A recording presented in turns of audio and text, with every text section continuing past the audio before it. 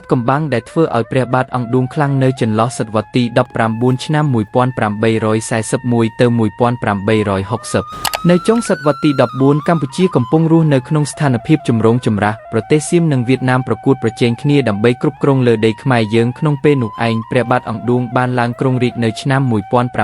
1841បន្ទាប់ពីព្រះបាទអង្គច័ន្ទទី2សោយទីវង្គតទ្រង់ជាព្រះរាជបុត្រនៃរាជវង្សឧដុង្គនិងជាព្រះបិតារបស់ព្រះបាទនរោត្តមព្រះអង្គឌួងគឺជាម្ចាស់ដែលស្រឡាញ់សន្តិភាពប៉ុន្តែត្រូវរស់នៅក្រោមសម្ពាធពីសៀមខាងលិចនិងវៀតណាមខាងកើតទ្រង់តស៊ូរក្សាឯករាជ្យដោយប្រើយុទ្ធសាស្ត្ររវាងប្រទេសទាំងពីរឲ្យគ្នាមិនអាចគ្រប់គ្រងកម្ពុជាទាំងស្រុងបានទោះបីជាកម្ពុជានៅតែជាប្រទេសតូចក៏ដោយប៉ុន្តែព្រះអង្គបានអភិវឌ្ឍសេដ្ឋកិច្ចបង្កើតប្រាក់បាតនិងរៀបចំរដ្ឋបាលឲ្យមានរបៀបរៀបរាប់ឡើងវិញក្នុងរយៈពេលជិត200ឆ្នាំមកហើយព្រះបាទអង្គឌួងត្រូវបានគេចងចាំថាជាព្រះមហាក្សត្រដែលបានរក្សាប្រទេសឲ្យរស់រានមានជាតិឯករាជ្យឡើងវិញបើទោះជាកំពុងស្ថិតនៅចន្លោះអំណាចសៀមនិងវៀតណាមក៏ដោយទ្រង់សោយទីវង្គតនៅឆ្នាំ